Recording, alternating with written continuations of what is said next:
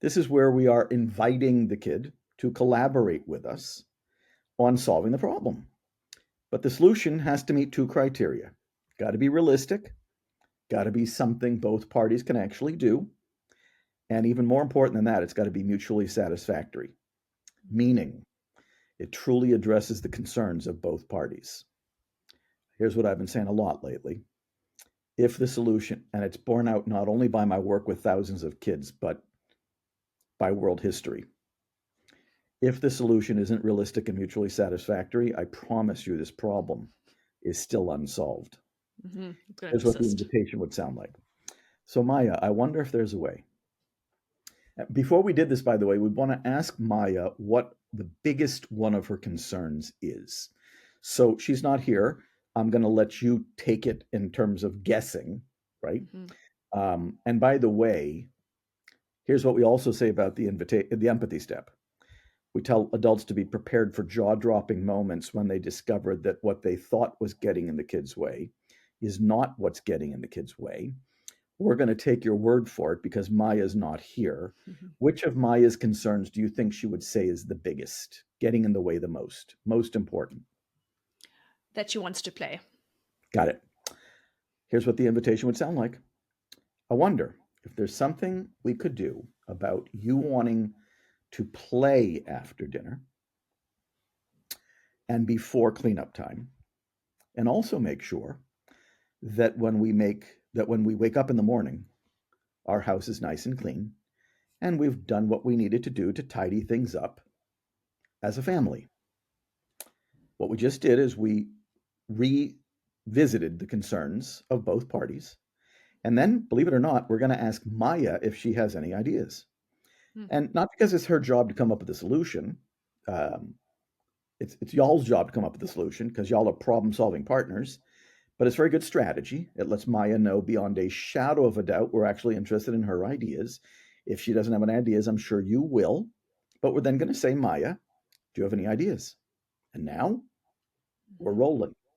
Hmm. Um, Maya might say, well, any thought? I don't know, Maya. What do you Hmm. think Maya might? Do you think Maya would have ideas? I do Many think people, Maya by would the have way, ideas. yep, many people think a 5-year-old doesn't have ideas, but we just launched a new section on the Lives in the Balance website with showing 3-year-olds doing the problem solving process with caregivers. So Maya's at 5 years old, certainly in range. What ideas do you think Maya would come up with? Hmm. Maya might say a shorter time, quicker time. Maya might say before dinner. Maya might say if her Steffi could help her, her little Teddy could help her.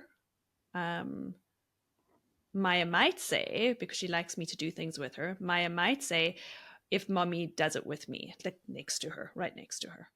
Got it. And the one I came up with, since playing was her number one concern, is that she might say, can I play for 15 minutes after dinner and then do cleanup? Mm-hmm. We're not going to brainstorm though. We're going to take it one solution at a time and think about with Maya, is that solution realistic? Is it something we both can do? And does it address the concerns of both parties?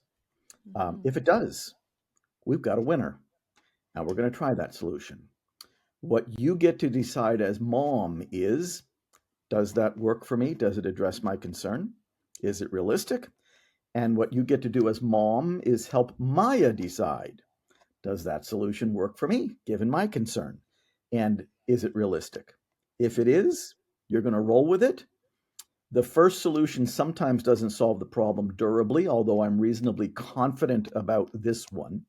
Mm-hmm. If it doesn't work, it means that the solution wasn't as realistic and mutually satisfactory as we thought it was. Or it means that there are other of Maya's concerns that were not addressed by that first solution. Um, those are the possibilities. Those are not a failure of the process. Those are a reason to go back to the process. Sometimes, even in real life, solutions take 2 or 3 goes before we have one that's going to be durable. And Mm-hmm. that's what the process looks like on difficulty, uh, cleaning up Mm-hmm. It's uh, beautiful. during cleanup time after dinner. Yeah. Dr. Greene, it's so respectful And why not? Yeah. Um, by the way, I think showing respect toward kids engenders respect.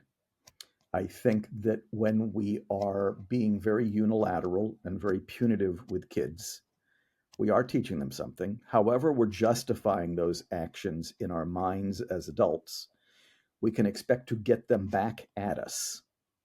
But if we are listening to kids, curious, trying to come up with a solution that will work not only for ourselves, but also for them, my experience exclusively is that they will reciprocate. Mm-hmm. Mm-hmm. I think so often we forget that as adults, what we give to our children is likely what they're going to give back to us. The old expression is true: you reap what you sow. Mm-hmm. It's fascinating, though. We often are so driven by, number one, responding in the heat of the moment, which causes us quite often to move toward power rather than collaboration. So, a major goal here is to identify those unsolved problems ahead of time, proactively, and solve them proactively. Let's get so much of what people are talking about these days, it drives me a little nuts, is what to do in the heat of the moment. And it's fine, I suppose, to talk about what to do in the heat of the moment. Co-regulation, de-escalation, all these things that are very heat of the moment oriented. Um, you don't need that stuff very much if you're being proactive. And these aren't, as I said earlier, an unsolved problem is only a surprise the first time it happens, which means that generally speaking, kids and caregivers are getting into it over the same unsolved problems hour after hour, day after day, proof that the problems are still unsolved, also proof that behavior modification, rewards and punishments, are not problem solving strategies. Um, Mm-hmm. let's get people out of the heat of the moment. It's a whole lot easier to collaborate under those circumstances. Um, but if you teach kids about power, you're going to get power back. 100%. And I agree with you, just being in the field, I know everything is about what do we do, but what do we do when the child is lying on the floor and won't tidy up? But I'm totally hearing you today is that if this child knows they will be heard, they do have a voice,